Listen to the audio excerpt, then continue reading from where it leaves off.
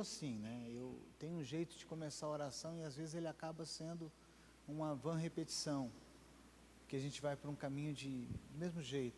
Eu queria que hoje você tentasse fazer uma oração, sei lá, mais despojada, você e Deus, entendeu? Mais assim, mais livre. Eu queria que você começasse a orar agora, nesse instante. Nós vamos orar por alguns minutos, porque é importante nós termos, receber do Senhor aquilo que Deus tem para nós hoje. Você pode começar a orar? Eu acho que oração, ela promove barulho. Ela não é barulho, mas ela promove barulho. Eu queria que você começasse a abrir a tua boca e começasse a declarar. Pai, no nome de Jesus, nós como igreja estamos orando nesse instante, porque nós entendemos, ó Deus, que é um tempo de crescimento, um tempo de amadurecimento, um tempo a qual o Senhor realmente quer trabalhar na nossa vida. Nós, nesse instante, Pai, nós nos despimos de nós mesmos, ó Deus, e abrimos o coração para receber a Tua palavra, para receber aquilo que o Senhor tem para cada um de nós.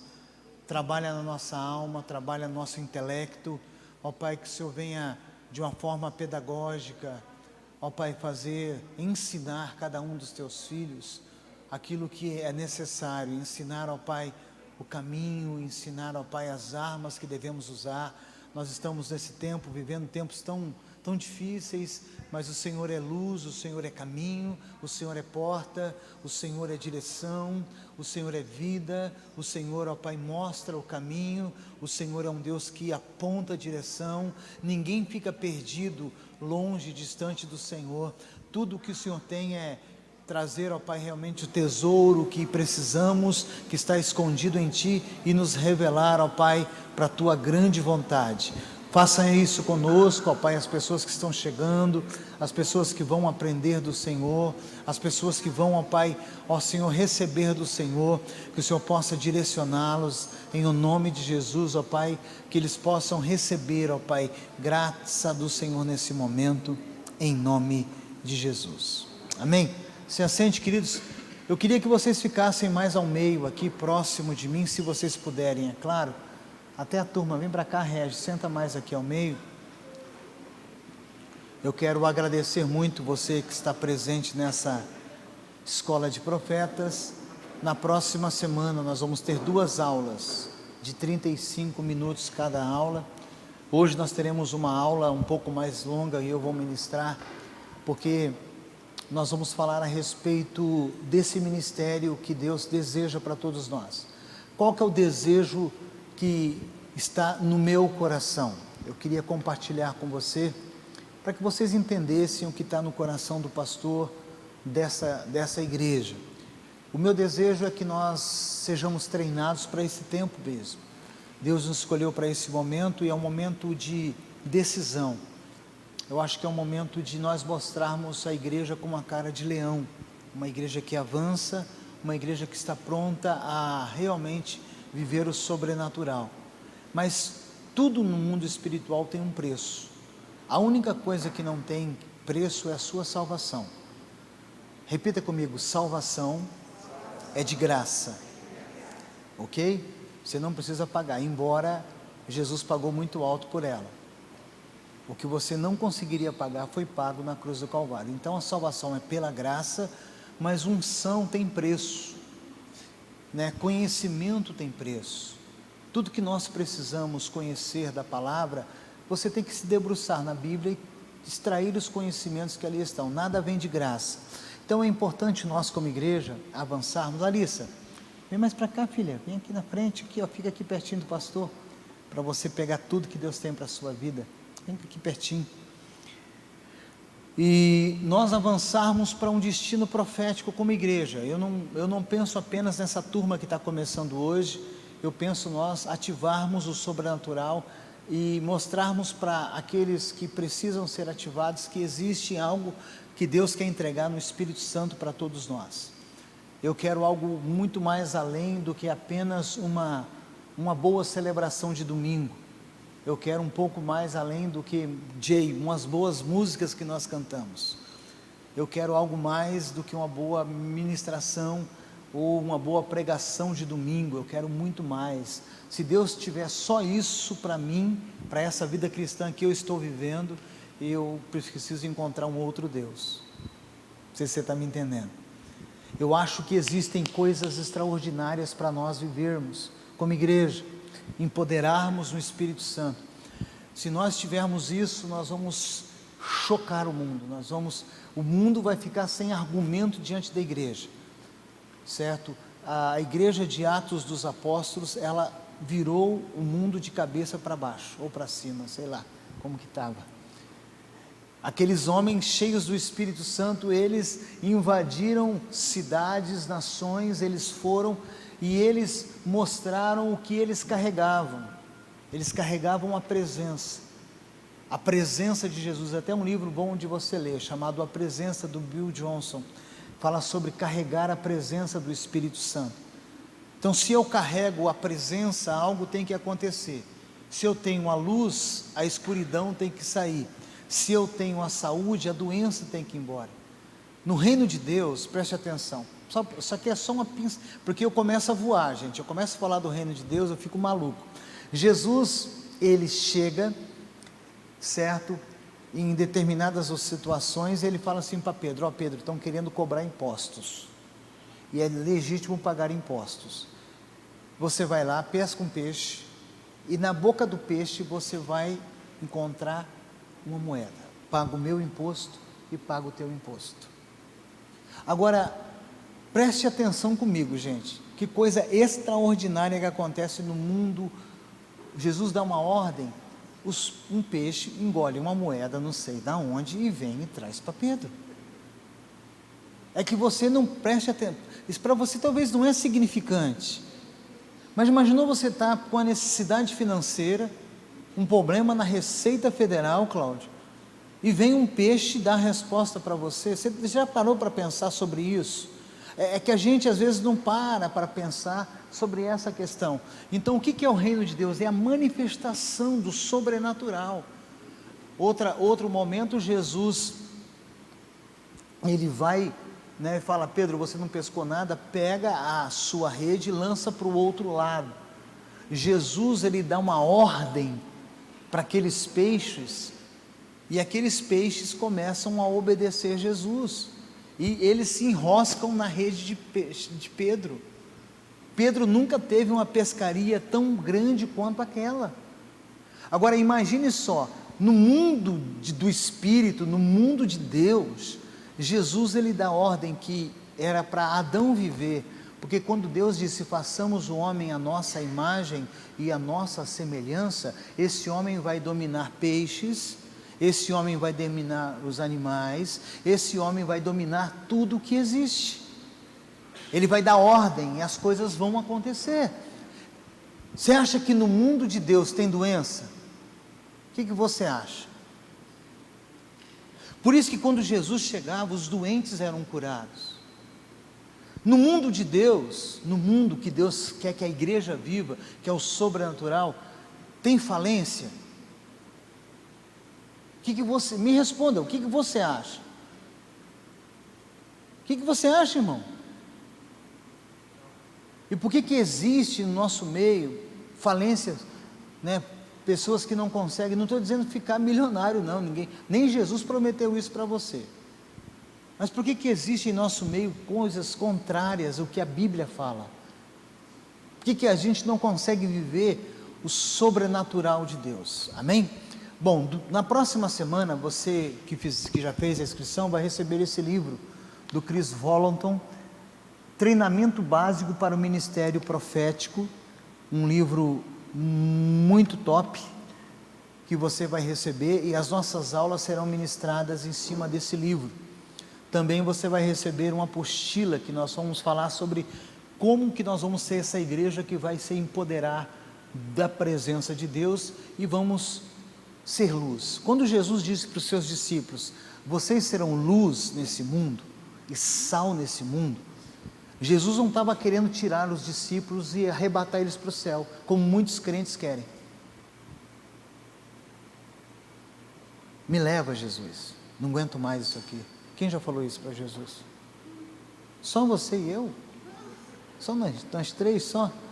Ah, Jesus, que bom, vai vir um arrebatamento, a gente vai embora, e que se lasque 5 bilhões de pessoas para o inferno, 5 bilhões e meio de pessoas, que vai tudo queimar no mármore eterno do inferno, glória a Deus, porque não são cristãos. Qual que é a nossa perspectiva para evangelizar essas nações? Porque lá em Mateus, Jesus fala, portanto, ide, façam discípulos de todas as nações, não é da tua rua, é nações. A igreja tem que pensar, o que nós vamos fazer com o Oriente Médio? Você já parou para pensar o que nós vamos fazer com o Oriente Médio? Afeganistão. Ou você nem ora pelo Afeganistão, você vê a reportagem e fala que a culpa é do Biden, porque se fosse o Trump, não tem. Gente, olha a nossa cabeça.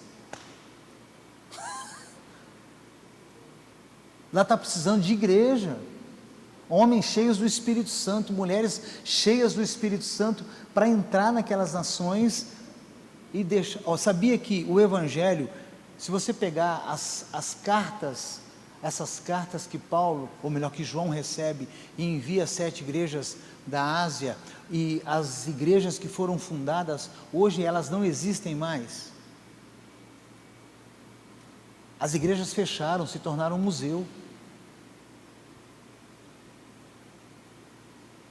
Igrejas que foram o berço do cristianismo, viraram mesquita. Por quê? Porque a igreja, ela se acomodou, ela se acovardou. Ao invés de ela avançar na unção do Espírito Santo, ela se tornou uma igreja natural. Ela não foi a igreja empoderada pelo Espírito Santo. E hoje eu quero falar contigo 2 coisas importantes. Nós vamos falar a respeito do propósito de ter um ministério profético. Qual que é o propósito? Por que nós temos que ser uma igreja profética, apostólica? Eu não sei se você tem a Bíblia aí, Anderson, eu queria que você pegasse alguns versículos para mim, antes de entrarmos aqui nos slides. Eu queria que você abrisse a tua Bíblia, ou ligasse o teu smartphone, eu tenho uma Bíblia aqui, e Efésios capítulo 4 tem uma proposta de nós sermos igreja. Eu queria que você abrisse a tua Bíblia.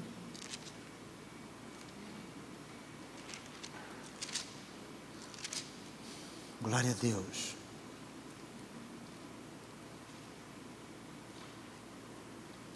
Vamos lá, Efésios 4. Quem encontrou vai dizendo, escola de profeta.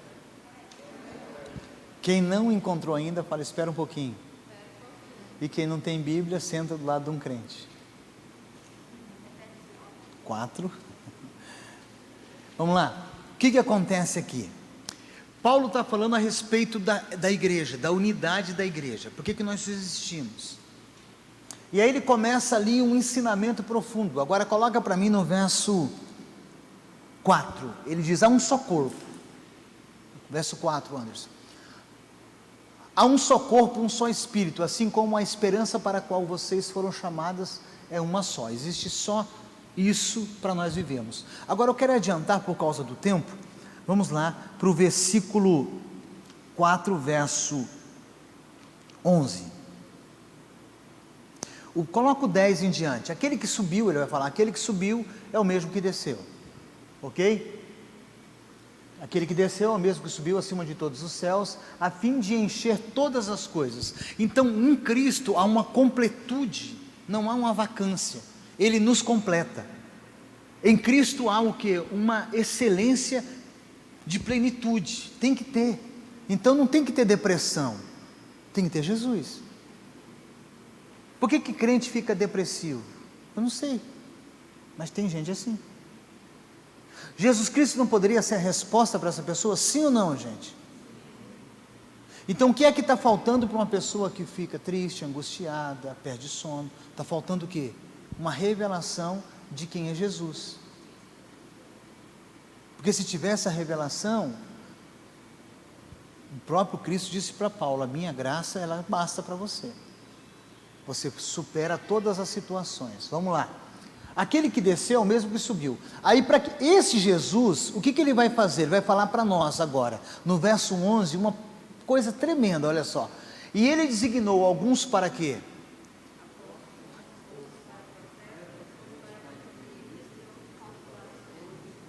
Então ele designou alguns para isso. Primeiro o quê? Apóstolos. Depois o quê?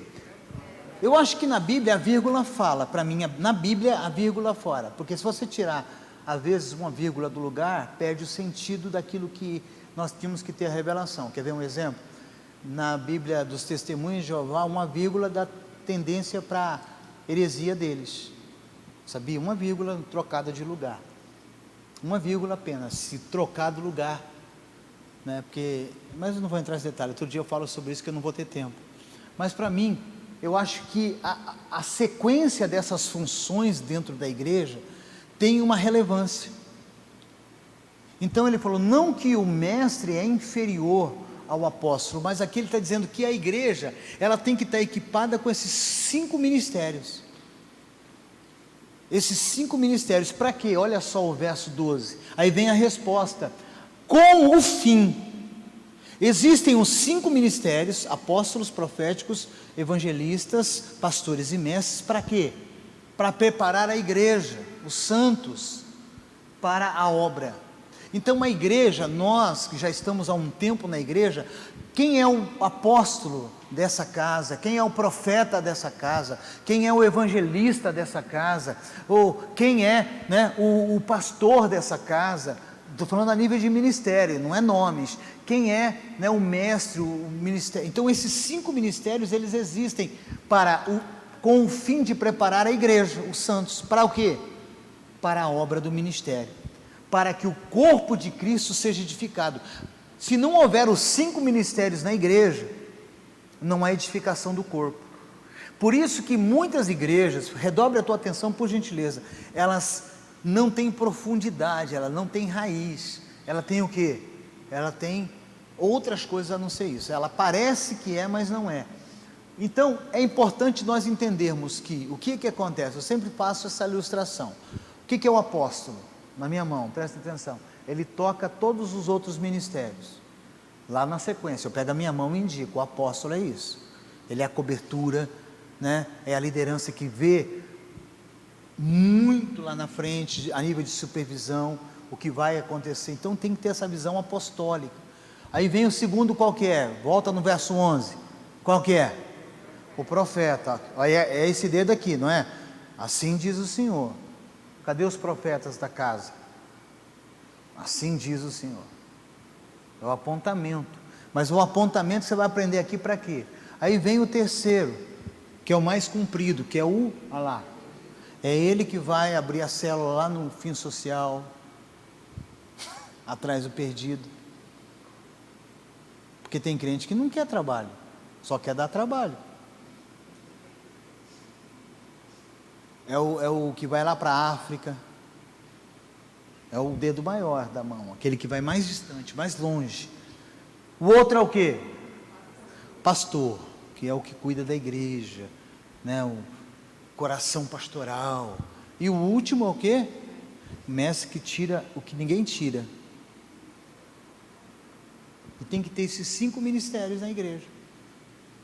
Para quê? Para que a igreja seja sadia. Agora, nós ainda não estamos, nós precisamos formar, através dessa escola, quem é o evangelista, quem é o profeta, quem é. É claro que já tem alguns apontamentos aqui dentro, de pessoas que já exercem e têm essas funções certas aqui dentro. Mas o que nós temos que entender? Que existe uma composição para que a igreja, ela possa desenvolver o ministério profético. Vamos lá. Na apostila do Chris Volanton, pode passar primeiro a ideia da aula de hoje. Olha só, vamos lá. Ministério profético em busca do tesouro. O propósito do ministério profético. Vamos lá? Qual que é o propósito? Tem uma antes dessa, Jeremias 29:11. Olha o que Deus diz. Nós conhecemos esse versículo. Pois eu bem sei os pensamentos que tenho a vosso respeito. Diz o Senhor, pensamento de paz, não de mal, para vos dar um fim que esperais, ou que desejais. Não é isso? né? Bom, biblicamente falando, o ministério profético para os dias de hoje, ele tem, eu vou falar muito isso nessa aula, ele tem uma função específica que você vai ler na apostila que vai chegar essa semana para você, né? Não apontar talvez a condição atual que a pessoa está vivendo, mas como Deus te vê pronto. Eu é que sei quem você é, nem você sabe. É o que o texto está dizendo. Eu sei quem é o Marquinhos não sabe quem ele é, mas o dia que ele descobrir quem ele é em mim, ele se arrebenta, ninguém segura ele. Eu é que sei. Agora eu tenho que buscar esse tesouro, eu tenho que começar a cavar em Deus, eu tenho que ser um cristão que eu tenho que cavar em Deus e tirar essas respostas de quem eu sou. Muitas pessoas, elas não se conhecem, né? Muitas pessoas. E às vezes o ministério profético na igreja foi para apontar pecado. O pessoal tinha medo da profetisa, porque da mulher do coque, que se ela me pegasse, ela ia revelar o meu pecado, então eu ia fugir da mulher do coque, porque eu estou tão cheio de pecado. Então o ministério profético na igreja, muitas das vezes foi usado, ao invés de falar, ei, vem para o teu futuro e larga o teu passado, o ministério profético apontava o passado da pessoa. Pô, você que roubou, né? Assim de Deus, você que fez isso. Jogava com o passado, e quem trabalha com o nosso passado nunca foi Deus, sempre foi Satanás. É ele que condena a gente por nossos erros, ele é o acusador. E muitas das vezes nós pensamos que o profeta, tem que trabalhar com o nosso passado. Não, ele vai mostrar quem nós já somos em Cristo Jesus. Você pode dizer amém? Por quê? Porque Jesus não morre por um lixo. Se Jesus pagou o preço de morte, de condenação, é porque ele via o que eu não vejo na Sara. Você está me entendendo? Eu não consigo ver no Marco o que Jesus vê nele. Eu não consigo ver na minha esposa o que Jesus vê. Nós estamos em construção, nós não estamos prontos. Veja bem, eu vou dar só uma dicasinha para você, vem comigo. Deus, ele cria o tempo, não sei quando. Ele é o Pai do quê? Eternidade. Então Deus é atemporal. Então presente, passado e futuro é para nós. Eu poderia entrar aqui numas teorias doidas, de que não vou falar também não, porque eu nem sei explicar sobre física direito.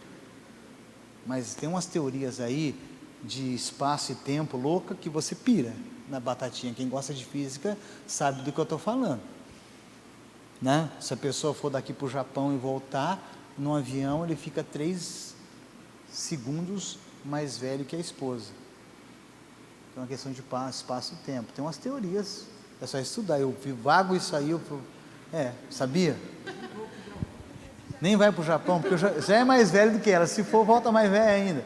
Mas são teorias. Então Deus, ele é atemporal, a gente que vive nesse espaço que foi criado para a gente lidar com emoções, com coisas da alma, e a gente às vezes não sabe lidar com isso tudo.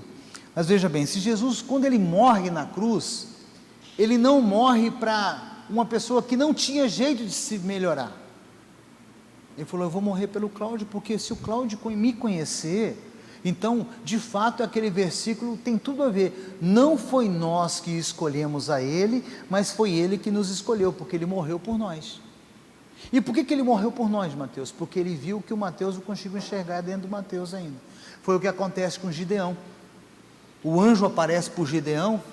O anjo está falando o que para Gideão? Vai nessa tua força. Gideão fala o que para o anjo? Eu sou um Zé Ruela, eu sou o menor da minha casa, eu não sou ninguém. O anjo falou, ei, acorda, moço, o que eu estou vendo é atemporal. Você está vendo você, mas e daqui a 5 anos, quem é você? Você vai continuar sendo a mesma pessoa daqui a 1 ano. Um cristão que não evolui, Você é um cristão que não cresce em nada. Então daqui a um ano, é o que o anjo está falando para Gideão: ei, eu estou vendo algo aí que você não consegue ver, porque eu estou em um outro nível e eu consigo ver o que Deus vê em você.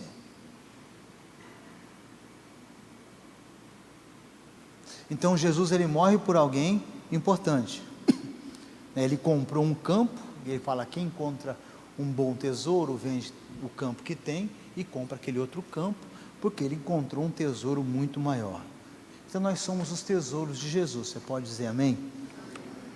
Na apostila tem algo muito interessante também, que eu até coloquei aqui, que se Deus viu algo bem bom em nós, por que a gente não consegue ver algo bom no outro irmão? Qual é o óculos que nós estamos usando? Qual é o óculos que nós estamos usando como igreja? Não precisa ser profeta para ver que o mundo está no lixo. Só que precisa uma igreja que vai cavar tesouros nessas pessoas e mostrar para elas. Porque um exemplo, eu me lembro antes de me converter que eu estava no lixo, eu sabia que eu estava no lixo. Prostituição, alcoolismo, bagunça, tudo de ruim, eu sabia, mesmo não sendo cristão. Eu sabia de que eu estava lá na lama. Aonde eu estava? Comendo na mão do diabo. Então não era necessário um profeta. Eu, na minha condição deprovável, terrível, acabada, eu sabia que eu estava na mão do diabo. Vamos ver Jesus no encontro com Simão Pedro. O nome do Pedro era Simão. Sim ou não? Ok? Depois ele falou: o que significa Simão? Cana quebrada. Só que Jesus falou: olha, você não é mais Simão, você é Pedro, você é rocha, você não quebra mais fácil. Eu estou vendo um Pedro pronto, eu estou vendo um Pedro Pentecostes, eu não estou vendo um Pedro Páscoa, porque na Páscoa ele trai, no Pentecostes ele enfrenta 5.000 pessoas para falar de Jesus. Jesus está falando: o que tem aí dentro, Pedro, você pensa que é um Pedro cana quebrada, que é um Simão. Eu vou mudar o teu nome. Dentro da cultura judaica, o nome é o destino da pessoa. Como que um judeu apresenta um filho, você sabe? É assim: vem cá, vamos imaginar que o Felipe fosse o meu filho, fosse um judeu. Ele fala assim: esse é Felipe, médico, pode sentar. Pronto, está apresentado. Desde menininho ele vai encucando, vai ser médico, vai ser médico, vai ser médico, vai profetizando, liberando palavras, o menino vai encucando, pronto. Vem cá, essa aqui é a Suábia, fotógrafa. Isso. Entendeu? Sim. É. Essa é a foto. Eu apresento o nome e eu dou um destino para essa pessoa. O judaísmo é muito comum isso acontecer. Eles inculcam na cabeça da pessoa. Então vamos lá. O verdadeiro ministério profético está à procura de ouro no meio de sujeira na vida das pessoas. Ao invés de eu procurar o teu pecado, vamos imaginar, vamos aqui: Deus me revela a vida, me revela a vida. Vou aqui caçar uma aqui, me revela a vida da Nicole. Que pecado que tem aqui, Deus? Para que vai resolver? Deus está me mostrando aqui que você pinta a unha de vermelho. Que era assim antigamente, lembra disso? Que você tem uma televisão na sua casa.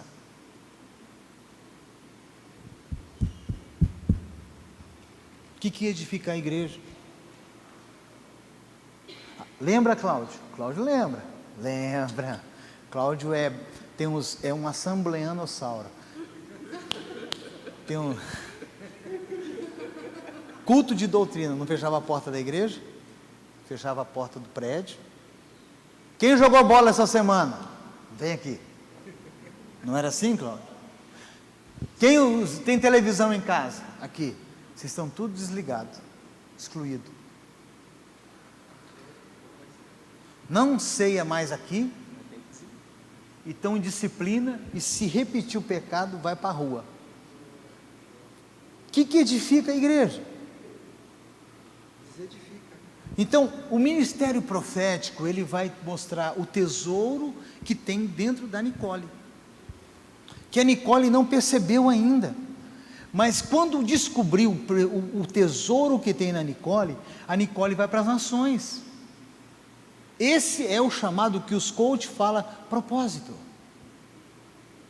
que você paga 12 mil reais para fazer uma sessão de coach. O propósito é o destino profético. Vamos lá, então nós temos que entender a respeito de encontrar, desenterrar o ouro no coração das pessoas. Segundo ponto, Anderson, por gentileza. Encontrando tesouro na vida dos pecadores. 1 Coríntios capítulo 14, presta atenção no verso 24 e 25 que está ali. Mas se entrar algum descrente, olha o que Paulo está dizendo, se tem alguém que não acredita em Jesus entrar, ou não instruído, quanto todos estiverem profetizando, ele por todos será convencido que é pecador, e por todos será julgado, e os segredos do seu coração serão expostos. O que ali está falando? Se entrasse um incrédulo aqui, ele ia ser impactado. Vamos imaginar, com quem eu faço esse exemplo aqui, que vai ser um incrédulo? Vem cá, queridão, um incrédulo. Ele é um incrédulo que veio na nossa reunião, ele era espírita, católico, um bandido, sei lá o que, ele veio na nossa reunião. Olha o que o texto está dizendo, se entrar um descrente nas nossas reuniões, quando alguém estiver falando de Deus, profetizando o Evangelho, falando que tem tesouro escondido aí dentro, ele por todos será convencido que é um pecador. Ele é convencido na hora, porque ele está vendo o sobrenatural acontecer, o reteté está acontecendo,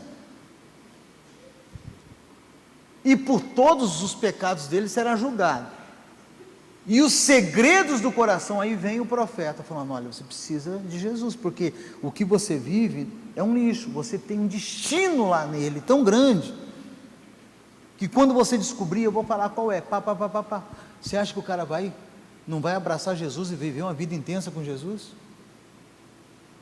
O que você acha? Ah lá, tá, o que Paulo está dizendo, pode ficar, abraça aqui mesmo. Assim ele se prostrará, rosto em terra, e adorará a Deus, exclamando, Deus realmente está entre vocês. Uau, que culto é esse? O incrédulo sai daqui dizendo, Mateus, Deus está lá, mano. É igual o do xaropinho, viu aquela piadinha do xaropinho lá? Deus me ouviu, Deus ouviu? Deus ouviu tudo que você fala, meu Deus, sério mesmo? Estou lascado. Estou crente, pode ir? Pode ir, já virou crente.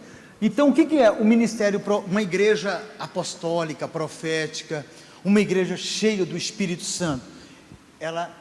Se entrar alguém que não é, fica sendo, pronto,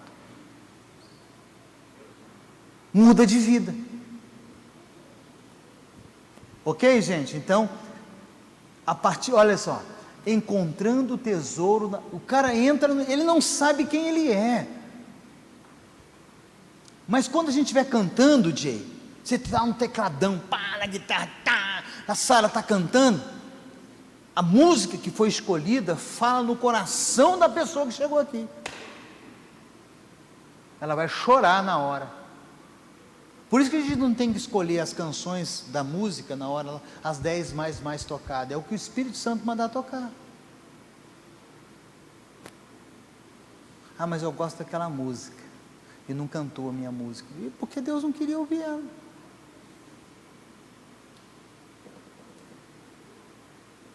E aí o que vai acontecer? Deus vai usar a música, Deus vai usar a pessoa que está lá com a plaquinha no estacionamento, a frase vai estar para ela só vai ler aquela frase, aquela frase vai ficar, né, que bom que você vê, ela fala, meu Deus do céu, ela vai dormir vendo aquela plaquinha, vai ser igual uma árvore de Natal para ela, dia todo, porque tudo vai falar com ela aqui, porque nós estamos preparando esse ambiente para o sobrenatural, para a salvação de vida. Você pode dizer amém? Então, nessa perspectiva aqui, é muito interessante nós falarmos o quê? Como encontrar isso, certo? Aqui na apostila diz algo muito importante. A maioria das pessoas sabe o que está errado com elas, mas ignora a grandeza de Deus e também ignora o que Deus colocou dentro delas. Quem aqui, quando peca, sabe que está errado? Pronto. E o ímpio, que a gente chama de ímpio, que a gente é tão santo que chama outro de ímpio, também sabe. Porque você, antes de ser cristão, você sabia que você olhava errado para aquela menina, pegava na onde não devia pegar nela, mentia, pegava dinheiro que não era seu, pensava um monte de coisa errada na cabeça, pensamentos ilícitos. Você sabia disso tudo? Ou eu estou errado? Então, na verdade, só que a igreja, ela não foi criada para ficar julgando a pessoa. Pegaram uma mulher no ato de adultério, pegaram ela no ato e levaram para Jesus. Não foi isso? E chegaram afirmando o que a lei afirma. Jesus, a lei diz que se pegarmos uma pessoa no ato, olha, a mulher estava no ato, e eles entraram lá no quarto, pegaram a mulher e trouxeram para fora. Era no ato, diz a Bíblia. Ela tem que ser apedrejada. Falaram para Jesus, estavam medindo Jesus, Jesus estava o quê? Escrevendo na areia. Eu não sei o quê. Mas estava lá. E aí começaram a insistir. Jesus falou: olha, é o seguinte, faz o seguinte: aquele que não tiver pecado, atira a primeira pedra. Uma vez um pastor, ele falou bem assim: aquele que nunca deitou com ela, pega a pedra e joga nela. Ou que nunca desejou dormir com ela, pega a pedra e joga. Pronto, é simples. E ele continuou escrevendo.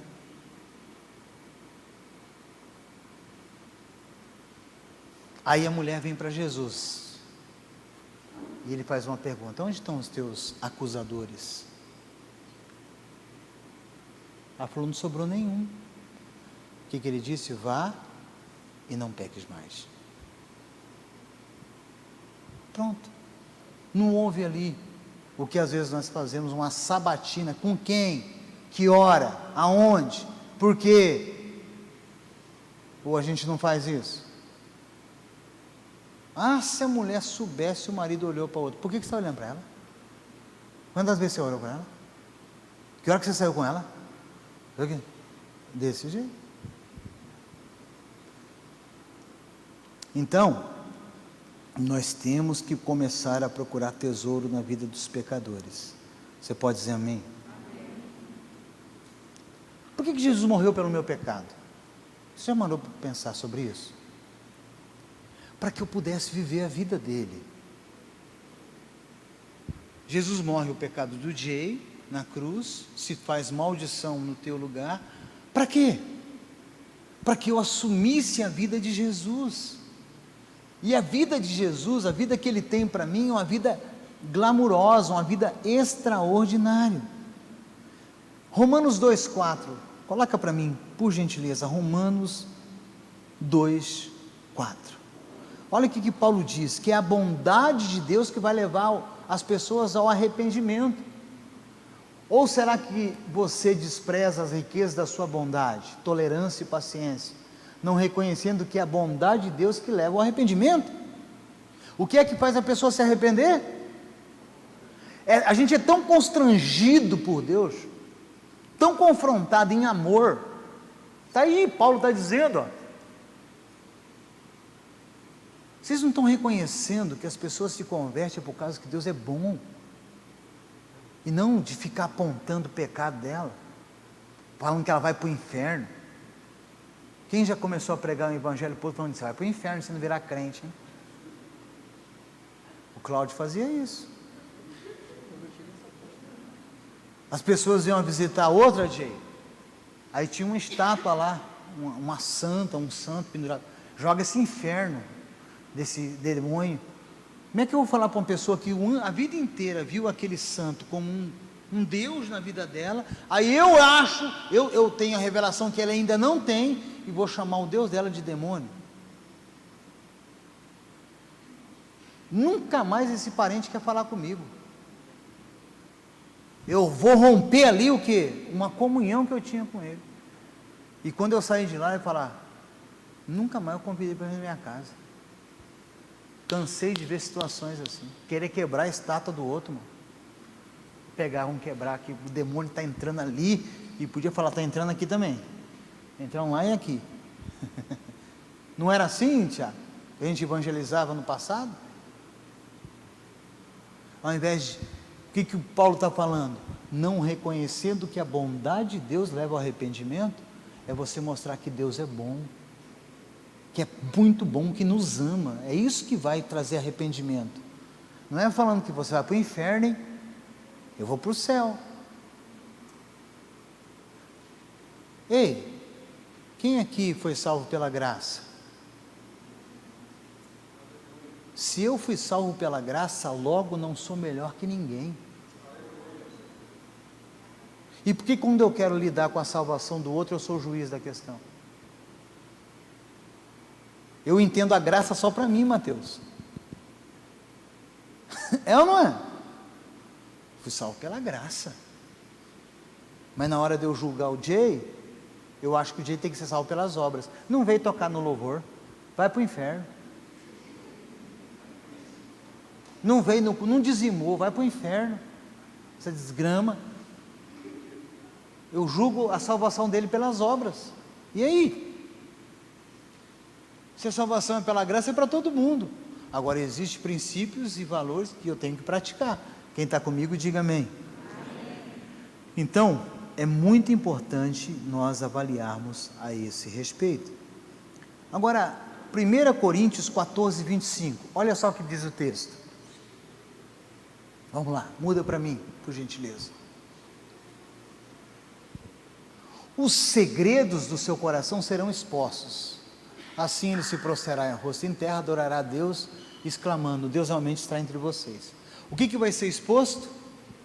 Olha lá, o segredo, aquilo que você não tem coragem de falar para ninguém, vai ser exposto.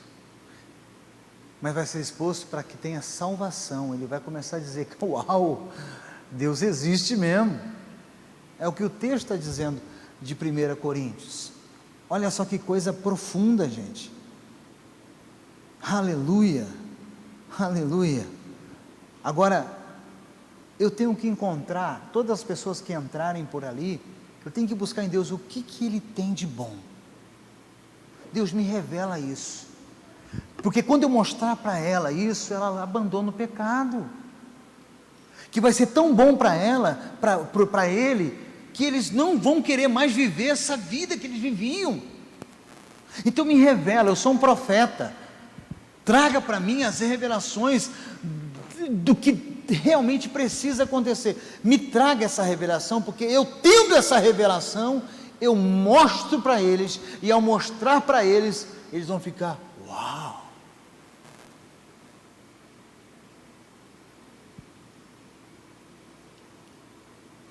Diga amém. Glória a Deus. Vamos lá? Mais um aspecto, pode mudar o slide. O ministério profético reconcilia o coração das pessoas a Deus. Eu vou usar o texto que está lá em 2 Coríntios 5, 17 e 19. Porém, se alguém está em Cristo, é o quê? O que é nova criatura? Morreu o velho homem. Olhe para mim. Eu já disse várias ministrações sobre isso. O Evangelho não vai melhorar você. Você vai nascer de novo. É uma questão de morte e vida. Eu não vou melhorar para lavar o meu carro no final de semana, com a mangueirinha, um cachorrinho, uau, uau, uau, do lado. Aí eu vou lá aguar o jardim, e vou fazer o almoço para minha esposa, chamar ela de meu amor. Não é isso. Isso é melhorar. O Evangelho mata você e você nasce uma nova criatura. É nova vida. As coisas antigas passaram, e eis que surgiram coisas novas. Tudo isso provém de Deus, que nos reconciliou consigo mesmo por meio de Cristo, e nos deu um ministério. Que ministério que Ele nos deu? De reconciliar as pessoas. É o ministério da reconciliação.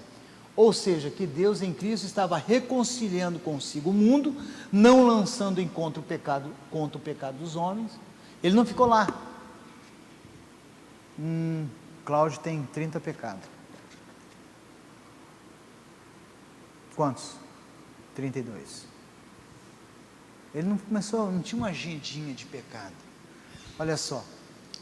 Não lançando contra o pecado dos homens, e nos confiou a mensagem da reconciliação. Além deles nos salvar, ele deu para nós, igreja, o ministério que reconcilia as pessoas perdidas com Deus. Como que nós vamos fazer isso? 2021, uma complexidade terrível, que está forte demais, que as pessoas não querem Deus de forma alguma. Então, o ministério profético reconcilia o coração das pessoas com Deus. Esse é o ministério mais importante. Vamos lá? Aqui na apostila diz algo que eu até coloquei, que escrevi forte demais, né? Há duas dúvidas de que o pecado merece ser julgado, e a Bíblia deixa muito claro que existe o dia do juízo. Mas o que me preocupa é que muitos parecem ter esquecido que todos nós entramos no reino através da obra de Jesus, e agora essas pessoas querem que todo o restante do mundo entre no reino através das próprias obras. É aquilo que eu acabei de falar, que eu coloquei ali na apostila. Isso é muito forte. Eu entrei pela graça, eu não merecia, é um favor imerecido. Por que que agora eu aqui dentro, eu pego aquela porta ali e eu deixo ela mais estreita? E eu lanço fora quem está no meio aqui, basta ter um errinho. Por que que para mim tem que ser o amor imensurável do Pai, e para você tem que ser o juízo do Pai?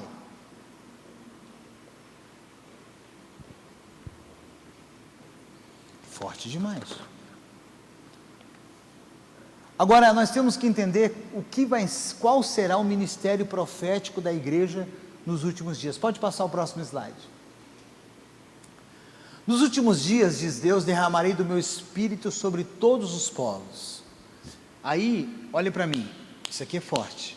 Nós temos que tirar o óculos evangélico, deixar de lado, porque olha só, nós estamos num Deus que é atemporal, que não teve início e não terá fim, e a gente acha que Deus vive só no nosso arraialzinho. A reforma protestante tem 500 anos. A gente não tem uma visão ampla de como que Deus está agindo agora na Argélia, no Afeganistão. Sabia que no Oriente Médio, Jesus está aparecendo para as pessoas, Ele está aparecendo para as pessoas lá, e as pessoas estão se convertendo? Ele está aparecendo para as pessoas no Oriente Médio. Escuta aqui. Ele falou isso. Oi? Eu tenho um amigo missionário na Síria que ele falou isso. Eles recebem o pessoal que vem, né, fugido. Ele falou que no acampamento lá, muitas pessoas viram Jesus e estão se convertendo. E se o Anderson, não sei se ele vai dar conta, porque eu estou pedindo agora para ele, entra no Google, Jesus aparecendo para pessoas lá no Oriente Médio, que nós deveríamos estar lá como igreja. A gente está aqui falando quem canta melhor, vendo a cor do cabelo da outra. Que igreja que eu vou congregar? A mais nova da cidade tem que ser. A que abriu ontem, vou para lá, porque lá é Power Ranger. Você está entendendo? Era para nós estarmos lá. É para a gente estar invadindo as nações. É para a gente estar contaminando, falando de quem eles são em Deus, para todo mundo com muito amor. A hora que você continuar, ou que você achar, Anderson, você dá um toque, vai procurando. Olha só. Então ele fala, olha, o Espírito sobre todos os povos. Você acha que Deus está perdendo a guerra na Índia? Você acha que Deus está perdendo a batalha no Paquistão? Você acha que Deus não está fazendo nada no Peru, no Paraguai? Você acha que Deus depende da igreja evangélica para ele se manifestar?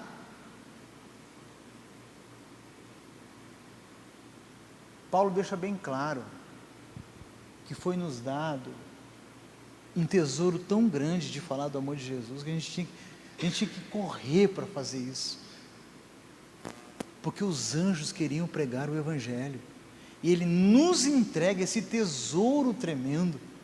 Os anjos, meu Deus, olha lá, Jesus aparece e impede massacre de cristão no Oriente Médio. Gente, isso aqui é fantástico. E tem outras notícias, se for procurar, né, Anderson, você vai encontrar Jesus apresentando para crianças.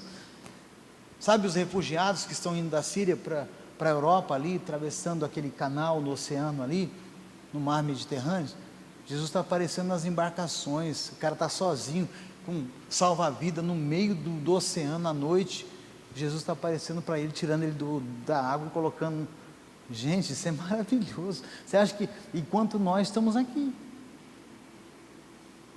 como igreja, volta lá para mim, Anderson, por gentileza. Então ele falou que nos últimos dias, olha só, Ele vai derramar do Espírito sobre todos os povos, todo mundo. Os seus filhos e suas filhas irão profetizar. Irão profetizar. Vai encontrar tesouro aonde é para encontrar. Vai sair pelas ruas. Você vai estar no teu trabalho, você vai estar encontrando tesouro. Você vai chegar para aquela amiga sua do trabalho, sabe, Suave?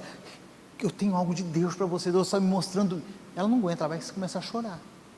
Ela vai falar: onde que você encontrou isso? Na minha igreja, eu vou lá amanhã.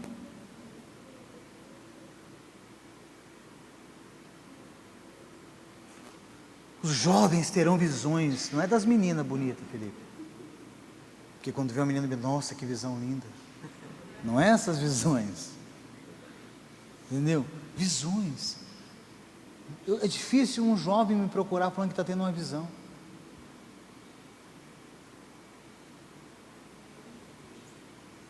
Os velhos terão sonhos.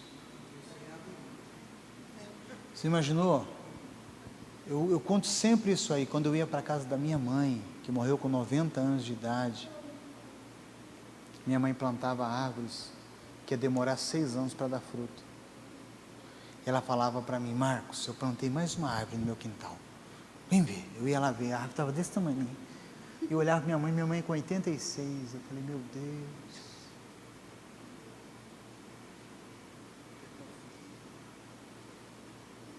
O que você tem plantado? Olha só, os velhos vão ter sonhos. Já imaginou, irmão? Eles não vão estar na fila do INSS, na fila do aposentado, que a gente trata assim os velhinhos. A gente tem que empoderar o ministério. Essa semana teve a reunião do Ministério Diamante, que a Yara e a Raquel tomam conta. Vamos empoderar essas irmãzinhas. Aí, senta aqui, tadinha. Sabe por quantos anos Deus chamou Noé? Sabe por quantos anos Deus chamou Abraão?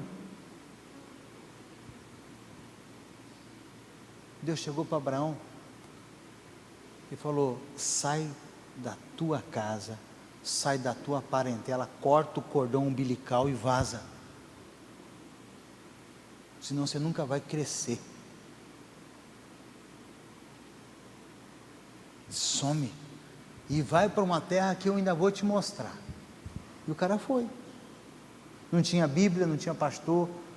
Sabia que Abraão não tinha Bíblia? Nunca tinha ouvido falar de Deus. Segundo os estudiosos, o pai dele fazia estátuas de deuses lá e vendia essas estátuas de deuses menores no comércio, o pai de Abraão.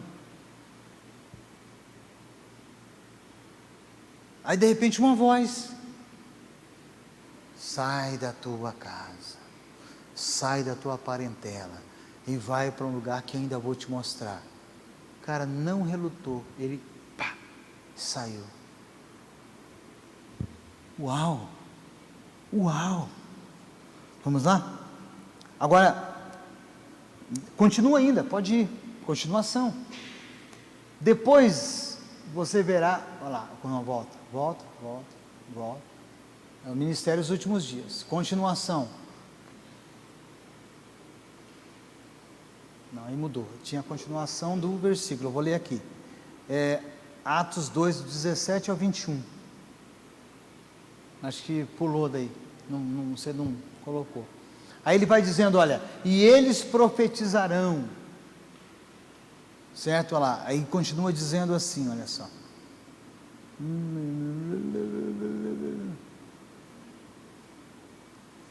E farei aparecer prodígios em cima no céu, sinais embaixo na terra, sangue, fogo e vapor de fumo. O sol se converterá em trevas, a lua em sangue, antes de chegar o grande e glorioso dia do Senhor. Aqui ele fala do dia do Senhor e dos últimos dias. O texto começa dizendo, certo, que nos últimos dias vai haver um derramar antes que venha o singular, o grande dia, que é o dia do juízo. Então, antes de Deus julgar, Ele vai fazer com que haja um avivamento muito grande, um despertar, olha, nos últimos dias. E vai para o final agora, lá Anderson, passa os outros versículos. Ele vai continuar, vai ter visões, sonhos, o sol se tornará em treva, antes que venha o glorioso dia do Senhor. É singular. O que é dias na Bíblia? O que é o dia do Senhor? Quando fala nos últimos dias, está falando sobre o que? O derramar do Espírito. Quando fala no singular, o dia do Senhor, e aqui fala no mesmo texto, ele está falando, primeiro eu vou avivar você, primeiro vocês vão fazer coisas que vocês nunca fizeram, e depois eu vou ter um tete a tete com vocês, que eu vou julgar vocês. Ei, olhe para mim, nós somos a melhor parte da história da igreja, nós temos as ferramentas que Paulo não teve, que Pedro não teve, que Martinho Lutero não teve. Nós somos a igreja mais rica da história, em todos os sentidos, culturalmente, financeiramente. Faça um retrospecto, se você conhece muito bem a sua avó e o seu avô, conversa como que eles viviam. Vê como que era a qualidade de vida daquele povo antigo. Eu conheci missionários que iam a cavalo ou de bicicleta, andava 40 quilômetros para fazer o culto evangelístico. 40 quilômetros de bicicleta ou a cavalo, não tinha carro. Domingo esse pátio lota de carro. Nós somos a igreja que era para fazer a grande explosão de curas, milagres, sinais e maravilhas. Nós éramos, o que a Bíblia diz, emprestar a muitos e não tomaríamos emprestado. Seríamos cabeça e nunca seríamos cauda. Uau! Passa um próximo slide por causa do tempo, por gentileza. O que ele pode acontecer? Pode mudar o coração das pessoas. 1 Samuel 10:5. Preste atenção que nós vamos ir para a parte final agora, e eu quero mostrar para você que esse ministério, ser uma igreja apostólica, profética, evangelística, pastoral, uma igreja que ensina, olha o que vai acontecer, certo? Ela muda o coração das pessoas. Depois você irá a Gibeá de Deus, onde há um destacamento dos filisteus. Ao chegar na cidade, você encontrará um grupo de profetas descendo do altar no monte, tocando liras, tamborins, flautas e harpas, e eles estarão profetizando, e o Espírito do Senhor se apossará de você, e com eles você profetizará em transe, será um novo homem. De quem que eles estavam falando? Alguém sabe? De Saul. Eles estavam falando de Saul, certo? O povo chegou para Deus, chegou para o profeta Samuel e falou, a gente quer um rei. Então Deus falou, beleza, vai lá e unge. O que Saul estava fazendo? Procurando as jumentas que fugiram do pai. As jumentas tinham sumido, e ele estava lá procurando a jumenta. Aí o profeta chega para ele e fala, olha, já encontraram a jumenta. Só que agora eu vou revelar o que Deus quer para você. Você está procurando jumenta, mas o que Deus quer para você é que você seja rei. Olha o que é buscar o tesouro. Quando que Saul ia pensar nisso? Você está procurando jumenta, Deus quer que você reine. Tem muito crente procurando jumenta até hoje.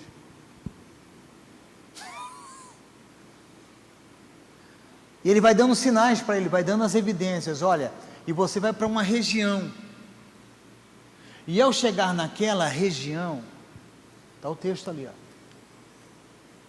Depois você irá a Gibeá de Deus. Lá tem um destacamento de filisteus. Olha o profeta dizendo para ele. Ao chegar lá, você vai encontrar um grupo de profetas. E eles vão estar tocando instrumento. Vai ser um culto, vai ter um culto. Vai ter harpa, lira, flauta. Lá. E eles vão estar no reteté. Vão estar em transe. Ai, não sei por que dá glória a Deus alto assim. Ai, Deus não é surdo. Quem já falou isso? Não, que coisa. Ai, aquilo não é de Deus, não. Fica medindo o que Deus vai fazer com uma pessoa, não. E nunca entra no mistério com Jeová, ué. Ana, quem falou que para Deus tem que ser do seu jeitinho? Aí ele falou, eles vão estar pros... E quando você chegar lá, naquele ambiente profético, que vai estar aquela música, vai estar o reteté, para ele se tornar, porque ele não podia se tornar rei se ele não fosse mudado. Ele falou, o Espírito do Senhor com S maiúsculo, e o E maiúsculo, se apossará de você, o profeta falando, vai pegar você, o Espírito Santo vai te pegar lá, só que você vai se tornar o quê? Um novo homem. Tem gente que fala que está cheio do Espírito Santo, mas volta para casa a mesma mulher, o mesmo homem, o mesmo filho, a mesma filha, o mesmo pai, o mesmo marido, não mudou numa outra pessoa, não foi transformado, é o que o texto está dizendo. Então olha o que acontece. Para Saul se tornar rei de Israel, ele teve que ir para um ambiente profético. Está ali. Que tinha o quê? Profetas profetizando. Aí, Jay, você que é músico, cara, sobe ali, mete o dedo ali e sai as notas. Num som do Espírito. Deus, pá! Entendeu o negócio? Mais ou menos assim, pá, entendeu? Você que está aqui, você vai para uma célula, você vai fazer alguma coisa, cara, deixa Deus tocar você. Você está trabalhando no seu serviço, Deus, começa a orar assim, irmão, vai para o desafio. Deus, que esse meu amigo, de repente você está lá no trabalho, que eu preciso entregar uma palavra para essa pessoa. Deus, por favor, tem um tesouro aí dentro, e ele não sabe qual é esse tesouro, e ele tem que se converter, e a hora que ele experimentar o que eu experimentei, a vida dele é mudada. Mostra para mim. E você chegar para o cara e entregar o tesouro para ele, o cara não aguenta. Mas tem que ter o quê? Coragem. Não é? E se não for nada que eu falei? Nós vamos falar sobre isso. Mas você nunca começou, porque você tem medo. Mas como que é, pastor? Vê, não vê, tem que fechar os olhos. Como é que é? A gente ouviu um barulho aqui no ouvido, um mosquitinho falando para a gente que tem que falar para a pessoa. Como que é isso? Eu não sei, eu sei que é bom. Aí tem 2 livros que eu quero indicar para você, sensacionais, né? Esses livros, eles me ensinaram, né? É tipo um treinamento, depois eu passo o nome, que é Conhecendo Deus, do Sean Bowles, e o outro é Traduzindo Deus. Sensacionais esses 2 livros. E aí, um desses caras, ele está dentro de no último descende nos Estados Unidos, ele está lá, aí Deus traz uma palavra de revelação para um cara no meio do estádio, lotado do estádio. Ele falou, você é o fulano de tal, cara. Eu. E assim diz o Senhor, você pensou isso, e falou isso, e fez isso, e o cara foi impactando, e o estádio inteiro, e botaram o cara no telão, e o cara foi recebeu tanto de Deus, porque não tem de onde fugir quando Deus traz. Então amanhã as pessoas que conectarem com você, Sara, Deus tem um tesouro lá dentro que quer que você desvende esse tesouro, busque esse tesouro. Então a escola de profeta é para treinar vocês. Imaginou essa igreja desse jeito? Olha o que aconteceu com um amigo de um amigo meu. Olha só, ele foi para os Estados Unidos, ele deixou a família, Marcos. abandonou, deixou a família com filhos e vazou para os Estados Unidos. E foi morar na Califórnia. Garoto, eu vou para Califórnia, viver a vida sobre as ondas. Você é artista de cinema.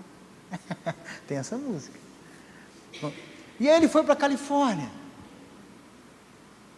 Deixou a família, os filhos, deixou a esposa, deixou o pai e mãe aqui embora. Convidaram ele para uma igreja. Ele foi, porque ele tinha um princípio cristão aqui. Levaram ele para Bethel Church, lá em Redding, na Califórnia. Ele chega, entra. Quando ele entrou na Bethel, pegaram ele, porque lá tem um hall como esse aqui, um pouco maior, que é chamado sala de oração, que quem eles acharem que tem que ir para lá, eles pegam e levam. Olha como que a igreja é treinada. Pegaram, vem cá, Jay, vou pegar você agora. Pegaram o fulano e levaram para a salinha de oração. Quando ele entrou lá, ela falando em inglês, ele não entendia o inglês ainda. Aí trouxeram uma tradutora. O que você está fazendo aqui?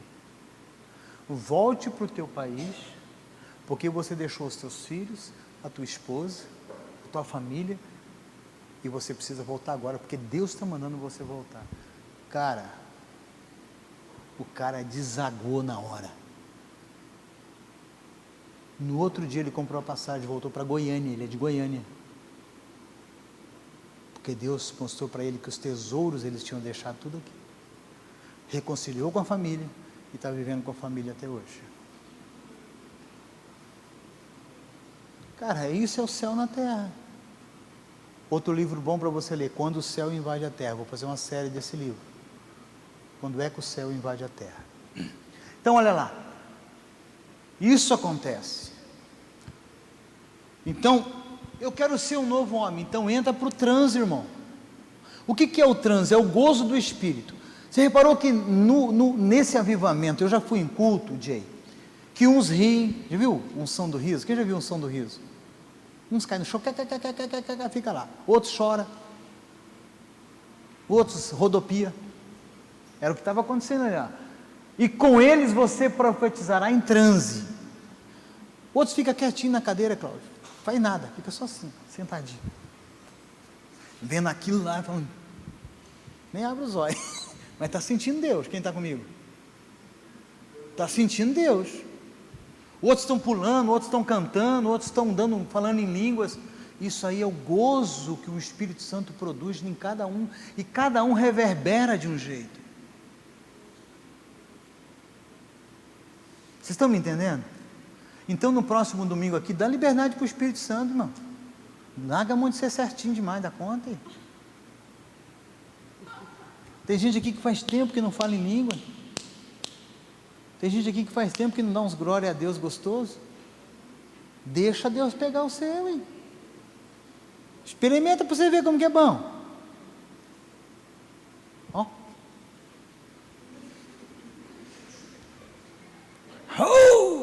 Aleluia. Vai para o manto, varão. Deixa Deus começar a mostrar. Não tem quem consegue ficar de pé. É o que o Fernandinho cantava. Que ninguém consegue ficar em pé. Segunda Crônicas, quando o Salomão ele inaugura o templo, quando os sacerdotes entram, que a arca está lá no templo, ninguém ficou em pé. O problema é que a gente é muito certinho, Felipe, tem que ser assim. Ó. Levanta a mão. Levanta a mão, mais um pouquinho. Dá um glória, glória. Dá um aleluia, aleluia. E tem que pedir, porque não sai voluntário. A igreja não precisava ter um ministro de música conduzindo. Concorda comigo ou não, Jay? A gente só tinha que tocar a música. O resto era nós. Oh, aleluia. E é um manto santo. E buscar. Até Deus vir. Não que Deus não vem. É que às vezes Deus vem e a gente está tão na carne que não sente.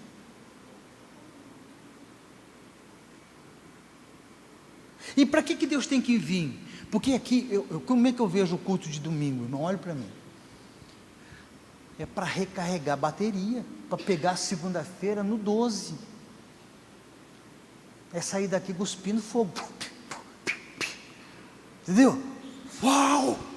Aí tem uns que acham o culto, vai conversar lá fora, falar assim de time, falar do cabelo, da roupa que comprou, onde cortou a unha, pintou a unha, o esmalte que está na unha, no celular, na hora do culto. Aí quer fazer sal, quer ser sal na terra e luz no mundo. Domingo tem que estar aqui, opa, é hoje que deu. Hoje Deus vai fazer algo comigo aqui, que eu vou receber tanto uma palavra aqui, que o meu pastor vai trazer, que quando eu chegar no meu serviço segunda-feira, acabou, o capeta correu, porque chegou a luz, a treva foi embora. Pronto, é assim que eu imagino uma igreja.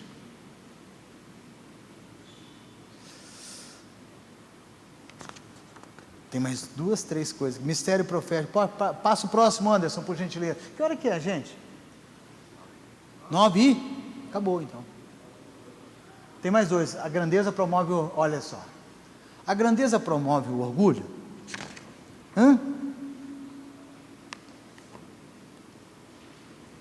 A gente não sabe lidar com algumas coisas. Algumas pessoas pensam que revelar a grandeza da pessoa vai produzir o... vai ficar orgulhosa. É o que sempre Deus fez.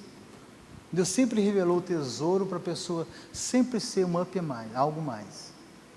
Eu acabei de ler de Saul agora. Então, queridos, a grandeza não promove. Aqui a apostila diz assim, a verdadeira humildade não é pensar menos de nós mesmos, mas pensar menos em nós. A verdade da graça de Deus torna um homem humilde sem desagradá-lo e exalta um homem sem envaidecê-lo. O que a graça faz? Torna um homem humilde sem desagradá-lo e deixa o homem exaltado sem envaidecê-lo. Eu sei que Deus me usa, mas eu não sou vaidoso por causa disso. Quem está entendendo? Você sabe que Deus faz alguma coisa através da sua vida? Não tem problema não. E se você estiver subindo muito, Deus te quebra as pernas, para ficar tranquilo. Ele poda bem lá. Ok? Pode passar o próximo, por gentileza. A expressão da verdadeira humildade. Naquele momento voltou-me o entendimento e eu recuperei a honra e a majestade. Está falando de quem aí? Nabucodonosor. Nabucodonosor, ele pensou que ele era o cara. E aí, Deus falou, olha, você vai ficar pirado, velho. Porque você pensa que você é a última Coca-Cola do deserto. Então você vai ficar pinel. E você vai pensar que você é um bicho. E ele ficou lá no sereno e começou a crescer cabelo demais nele, sabe? As unhas grandonas, um bom bicho. Ele esqueceu, ele ficou louco, malucão, doido. No momento voltou-me o entendimento. Olha ele narrando. Ele volta a memória, a percepção, o entendimento. E eu recuperei a honra e a majestade e a glória do meu reino. Meus conselheiros e nobres me procuraram, meu trono foi restaurado, minha grandeza veio ainda maior. Olha ele falando. Agora eu, Nabucodonosor, louvo e exalto o Rei dos céus. Porque tudo que ele faz é certo, e todos os seus caminhos são justos. E ele tem poder para humilhar aqueles que vivem com arrogância. Uau! Então, queridão, se preocupe não, deixa Deus te usar. Não seja arrogante igual Nabucodonosor, mas deixa Deus te usar de uma forma sobrenatural.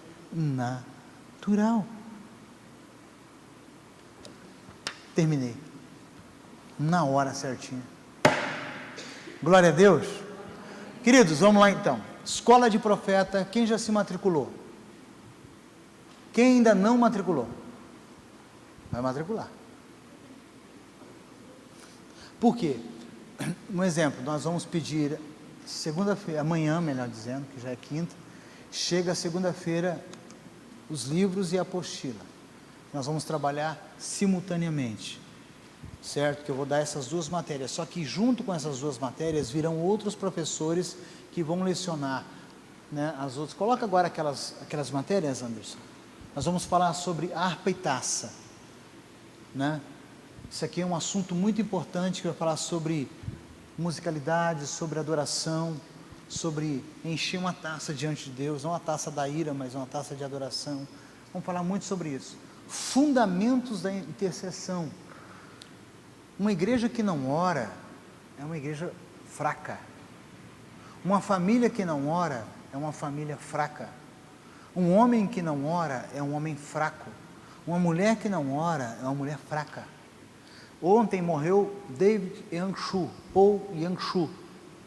Vocês viram lá, até postei a foto daquele coreano. Morreu com quase 90 anos de idade. Sabe qual é a média de oração da igreja na Coreia? 6 horas por dia, por pessoa. Os cultos de oração na Coreia são hiperlotados. São os cultos que têm mais números de pessoas para participar. Não é a celebração de domingo, é o culto de oração. Paul Yang-Shu, ele tinha uma igreja local em Seul, que tinha quase 1 milhão de pessoas, membro da igreja local dele. Foi a maior igreja local do mundo.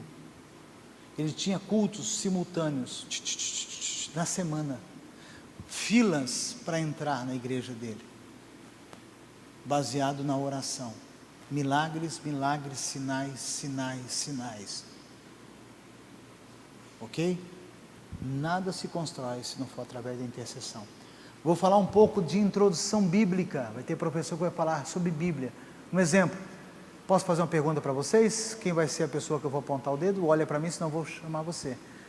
Quantos livros tem na Bíblia? Alguém sabe? Hã?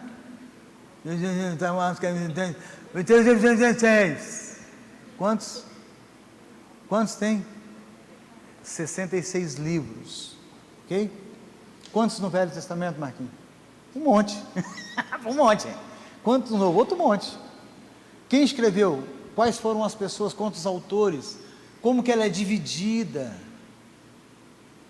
Por que a Bíblia do Velho Testamento apontou para Jesus, o autor que não se conhecia um outro? Viveram em épocas diferentes, falam a mesma